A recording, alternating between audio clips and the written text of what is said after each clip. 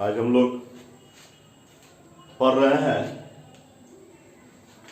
Class 12 की रसायन शास्त्र के बिलियन चैप्टर, चौथा दिन हिंदी मीडियम में है। हम लोग आज पढ़ेंगे सामान्यता।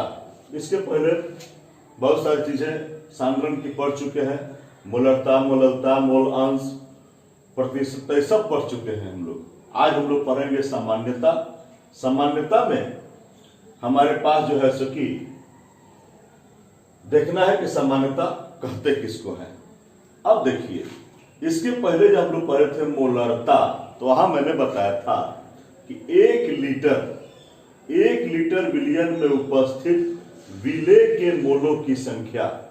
आज कह रहे हैं कि 1 लीटर को 1000 मिलीलीटर कहते हैं, तो 1 लीटर विलयन में उपस्थित विलेय के ग्राम समतुल्यांकों की संख्या जितनी होगी, 1 लीटर में विलेय के ग्राम समतुल्यांकों की संख्या जितनी होगी, वही उस विलयन की सामान्यता कहलाती है। 1 लीटर शरबत हो और उसमें चीनी जितना ग्राम समतुल्यांक में हो, नया शब्द मिला है हमको ग्राम समतुल्यांक, इसको हम समझेंगे धीरे धीरे। लेकिन अभी ये जो डिफिनेशन हुआ मैंने बताया, आगे बढ़ते हैं तो हम लोग जो है सो कि इसको डिफाइन करेंगे, ग्राम समतुल्यांक समझ में आ जाएगा। अभी यह जानेंगे कि 1 लीटर में जितना ग्राम समतुल्यांक विलेय होगा वही उसकी सामान्यता कहलाती है। और यही मैंने डिफिनेशन दिया है। इसको हम मैथमेटिकल भाषा में लिखना चाहते हैं तो यही लिखे हैं कि विलयन का आयतन कौन सी में, लीटर में, और उसमें जितना विलेय के ग्राम समतुल्यांकों की संख्या होगी वही क्या कहलाएगा, उसका सामान्यता। सामान्यता का मैंने फॉर्मूला दिया। यहाँ मुझे मेरा मन है कि लीटर को हम मिलीलीटर में चेंज कर दें, तब कुछ नहीं करना है, लीटर को मिलीलीटर में चेंज करेंगे, 1000 से गुना कर देंगे, काम हो जाएगा। अब यहाँ जो मेरा फंसा है विलेय के ग्राम समतुल्यांकों की संख्या, इसके लिए हम थोड़ा सा आपको इधर लेकर आते हैं। थोड़ा ध्यान दीजिए, मैंने आपको पढ़ाया था कि मोलों की संख्या बराबर क्या होता है। मोलों की संख्या बराबर होता है भार बटा अनुभार। जस्ट लाइक ग्राम समतुल्यांकों की संख्या बराबर, यहाँ भार बटा अनुभार था, यहाँ भार बटा समतुल्य भार, यहाँ भार बटा समतुल्य भार। ग्राम समतुल्यांकों की संख्या बराबर भार बटा समतुल्य भार। सर एक और नई चीज आ गई, ये समतुल्य भार। जी कुछ दिक्कत नहीं है, समतुल्य भार कुछ नहीं है। समतुल्य भार, समतुल्य भार बराबर, हम लोग 11 क्लास में पढ़े हैं, 11वीं में पढ़े हैं हम लोग समतुल्य भार को। बहुत तरह की विधि है समतुल्य भार को प्राप्त करने के, हम लोग पढ़े हुए हैं। लेकिन यहाँ पर सिर्फ आपका काम चलाने के लिए एक सूत्र हम दिए हुए हैं, अनुभार बटा जो भी कंपाउंड है उसमें देखेंगे कोई भी उसमें से H या OH को आप उसमें से निकाल सकते हो, उतना ही से भाग दे दोगे आपको समतुल्य भार निकल जाएगा। जैसे मान लो कि आपको HCl है, HCl का समतुल्य भार क्या होगा, E लिखे हैं क्योंकि समतुल्य भार का अंग्रेजी होता है इक्विवेलेंट वेट, इसलिए हम E से डिनोट किए हैं समतुल्य भार को। HCl का समतुल्य भार प्राप्त करना है, कैसे निकालेंगे, तो H का अनुभार, HCl का अनुभार लिखेंगे, H का परमाणु भार 1, क्लोरीन का परमाणु भार 35.1, और नीचे भाग दिए है कितना से, तो 1 से। का है तो इसमें HCl में H कितना है, H की संख्या 1 है, इसीलिए हम 1 से भाग दिए। अब ये लिख दिया है 36.5 बटा 1 इसका तो 36.5। ठीक, हम H2SO4 को निकालना है, तो H2SO4 का हम सब लिखे हैं, H के लिए 1 × 2, S के लिए 32 और O के लिए 16 × 4। अब बटा कितना से भाग दिए हैं, 2 से। कहे भाई तो इसमें H2SO4 में H कितना है, 2 है, 2 से भाग दिए हैं, मुझे मिल गया है 49। HNO3 में फिर HNO3 में H कितना है, 1, 1 से भाग दिए हैं, अब मुझे मिल गया है। NaOH में, तो NaOH के लिए, Na के लिए हमको मालूम है सोडियम का कितना होता है 23, ऑक्सीजन का 16, हाइड्रोजन का 1, और भाग कितना से दिया, 1 का है भाई, तो इसमें OH एगो है, एक OH है इसलिए 1 से भाग दिए, मिल गया। CaOH2 में कोई OH है तो 2 गो, तो इसमें 2 से भाग दिए, मुझे मिल गया। एकदम आसानी से हम लोग समतुल्य भार यहाँ निकाल ले रहे हैं।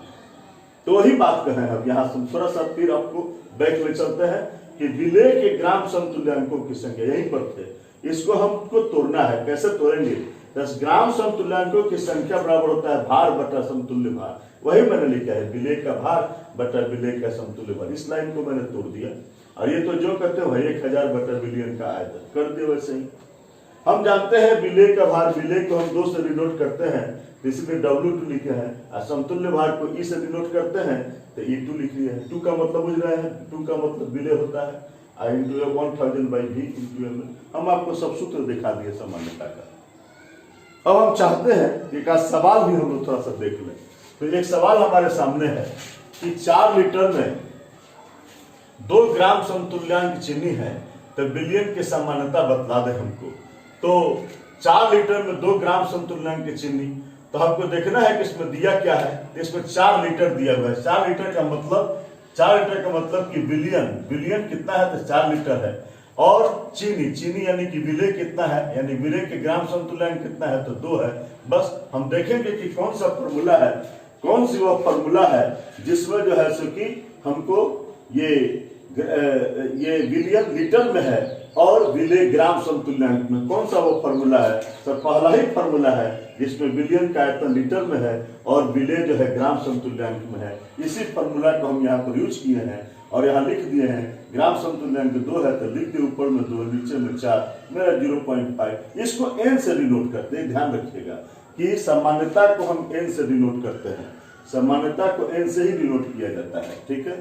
फिर मेरा अगला क्वेश्चन है कि 4.9 ग्राम H2SO4 को 500 मिलीलीटर विलयन में घुलाया गया है, विलयन की सामान्यता बतलावे। तो हम फिर यहाँ पर देखेंगे कि क्या क्या दिया हुआ है। तो विलयन दिया है 500 मिलीलीटर और H2SO4, यहाँ H2SO4 है, H2SO4 दिया गया है तुमको कितना, तो H2SO4 हमको मिला है सर 4.9 ग्राम मिला हुआ है। ठीक, बस हम उस फॉर्मूला को देखेंगे जिसमें आयतन मिलीलीटर में हो, विलयन का आयतन मिलीलीटर में हो और H2SO4 का भार ग्राम में है। वो कौन सा फॉर्मूला है सर? यही वह फॉर्मूला है जिसको आप शॉर्टकट में यहाँ पर लिखे हुए हैं, इसलिए इसको मैंने अप्लाई किया है। कुछ नहीं, W2 का मतलब कितना 4.9 और 1000, अब विलयन का आयतन 500 लिख दिया। यहाँ पर आपको समतुल्य भार लिखना था तो समतुल्य भार आपको हमने निकाल कर यहाँ दिखाया हुआ है कि H2SO4 का समतुल्य भार कितना है, 49 है, 49 कर दिए हैं। ये आ गया है काटकूट के बाद मेरे पास 1/5, ये n से डिनोट करते हैं। सामान्यता को n से डिनोट करते हैं। क्या है? तो सामान्यता को अंग्रेजी में नॉर्मेलिटी कहते हैं, इसलिए n से इसको डिनोट कर देते हैं। तो सामान्यता की कहानी हुई। अब चलते हैं इसके आगे, थोड़ी और कहानी को बढ़ाते हैं।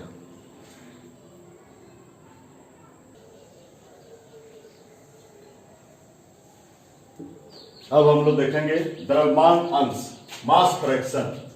तो जैसा कि अंश के बारे में हम लोग पहले ही से जानते हैं कि नीचे हर होता है और ऊपर अंश होता है।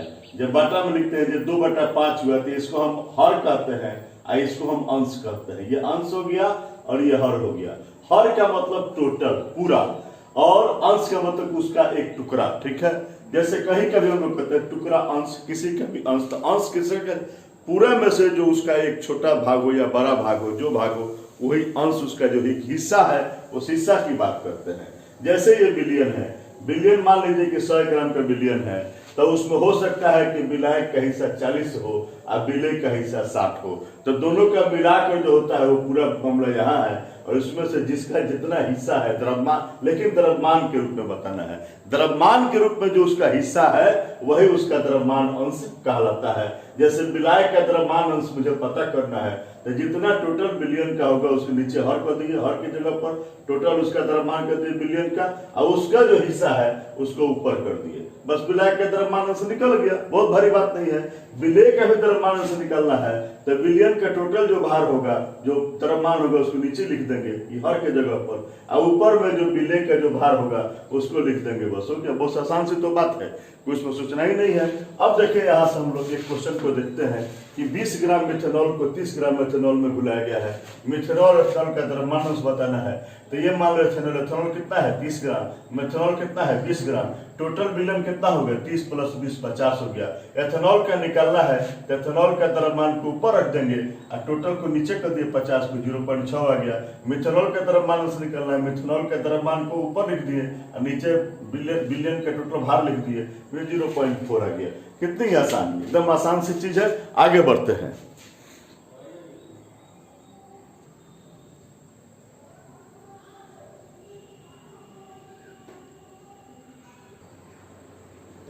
अब पढ़ना है हमको पीपीएम। पीपीएम का मतलब समझिए, लिखा है पार्ट्स प्रति मिलियन। अंग्रेजी में कहते हैं पार्ट्स पर मिलियन। पार्ट्स पर मिलियन इसको अंग्रेजी में कहते हैं, अंग्रेजी में कहते हैं पार्ट्स पर मिलियन। चलिए उसी चीज को देखते हैं, पार्ट्स प्रति मिलियन। पार्ट्स का मतलब समझिए कि अंश ही होता है, पार्ट्स का मतलब ही अंश, हिस्सा। लेकिन इसका यूज कहाँ करते हैं? तो इसका यूज जब भी करते हैं तो बहुत बड़े मात्रा में बहुत छोटी मात्रा को डाला गया हो। जैसे मान लो कि एक बाल्टी पानी हो और उसमें एक आध दो बूंद हम लोग स्याही को डाल दिए हैं, 2-4-5 बूंद स्याही को डाल दिए हैं, तो समझिए कि एक बाल्टी पानी में एक आध दो बूंद 3 बूंद स्याही को डालकर तब स्याही का सांद्रण पता लगाना है। तो हमको इसके लिए हम लोग इस तरह के लिए हम लोग सांद्रण के लिए हम लोग पीपीएम का उपयोग करते हैं। बस समझ लीजिए कि 1 ppm का मतलब क्या होता है। इससे अंदाजा लग जाएगी कि 1 kg बिलियन ले लो, 1 kg मान लो कि शरबत मिला हुआ है, उसमें 1 mg घटक, कोई भी घटक डाल दो, 1 मिलीग्राम, मात्र 1 मिलीग्राम को 1 kg में यदि डाल रहे हो तो उसी को 1 ppm कहते हैं। चाहे 1 ppm का एक और बात बताते हैं कि 1000 लीटर, 1000 लीटर का समझिए कि कितना होता है। बहुत लोगों के छतों पर 1000 लीटर का जो है सो कि पानी का टंकी रखा हुआ है। 1000 लीटर बिलियन में 1 मिलीलीटर कोई जो भी घटक उसमें डाल दो, जो भी उसमें डालना है डाल दीजिए, उस उतना को ही हम लोग 1 ppm कहते हैं। इसीलिए पीपीएम का मैंने बताया, पीपीएम का फॉर्मूला लाया है कि बिलियन का भार बटा बिलियन का भार, इसके अनुसार I × 10⁶। ये 6 क्यों भाई 10⁶? मिलियन का मतलब होता है 10⁶। मिलियन, बिलियन सुने हैं, मिलियन को हम लोग कहते हैं 10⁶। और यहां से भी अंतर समझे कि यह किलोग्राम है, किलो का मतलब 10⁻³ ग्राम, और मिलीग्राम, मिली का मतलब 10⁻⁻3। ये सब पढ़ाए हुए आपको हम। तो 10⁻³ और 10⁻⁻3 दोनों के बीच का गैपिंग समझ लीजिए 10⁻6। यही मैंने सूत्र इसका निकाला है पीपीएम का। मान लीजिए हमारे सामने कोई क्वेश्चन हो कि 1 लीटर समुद्र जल का भार कितना है, इतना ग्राम समुद्र जल है और उसमें इतना ग्राम जो है सो CO2 मिला हुआ है, कह रहा है ऑक्सीजन का सांद्रण पीपीएम में बतावे। कुछ नहीं करना है, बस हम पीपीएम का फॉर्मूला लिखेंगे, बिलियन का भार, बिलियन का भार गुना 10⁻6। बिलियन का भार दिया हुआ है, O2 का भार दिया हुआ है 6 × 10⁻³ और समुद्र जल का भार दिया हुआ है 10.30 × 10⁻6। हम लोग निकाले हैं 5.8 ppm इसका आया हुआ है। इसी के साथ जितने तरह की सांद्रण की बातें हैं, विलयन के सांद्रण की जितने तरह की फॉर्मूला है, लगभग उस पर हम लोग चर्चा कर लिए हैं। ठीक है, इसके अगले क्लास में इससे हम लोग आगे बढ़ेंगे। आज के लिए धन्यवाद।